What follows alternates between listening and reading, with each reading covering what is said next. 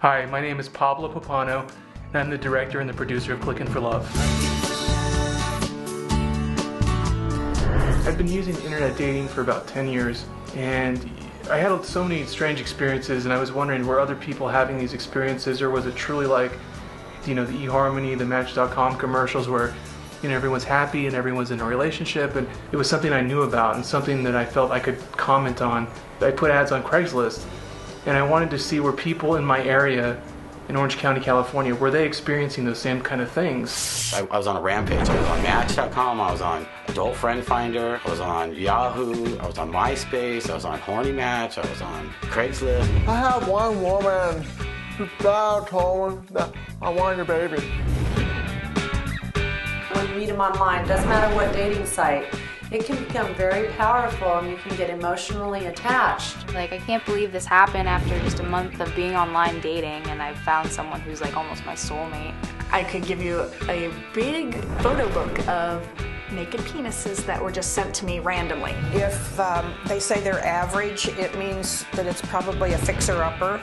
And if they really admit that they're overweight, you better believe it. Men are like wine. The older you get, the better you are.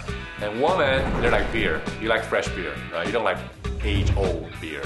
And I think that's why the film succeeds, is because I had those experiences that they talk about in the film. So I think they felt comfortable enough to tell me intimate things about their internet dating experiences.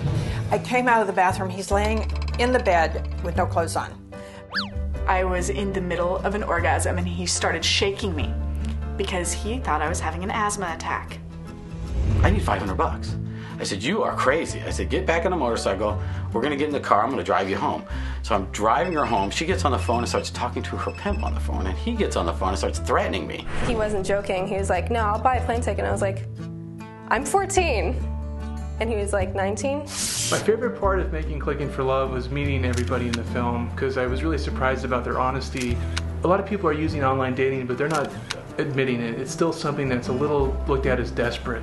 And I think that's starting to change now, because it is still a multi-million-dollar industry in this horrible economy that we're in.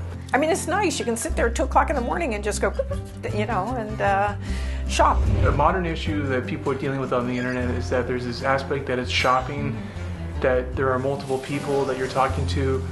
If you're on a date with somebody and you do find some fault with them, there's no reason to stay with them because you have 5 other options. Because when I date new guys all the time, you get that new butterfly feeling once a week because you got some new guy once a week. She even wants to write a book.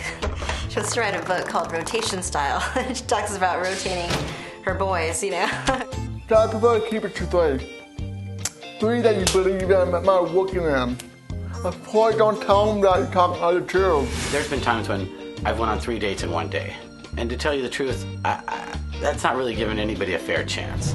I know it's possible to find love online because I met my girlfriend of 2 years, Catherine, on eHarmony. And on our first date, I told her my idea about making a documentary about online dating. And 2 years later, we're still together. She's a producer on the film. She's also in a lot of the flashbacks in the film. And it's just been a great experience getting to know her and falling in love with her while making this film about online dating.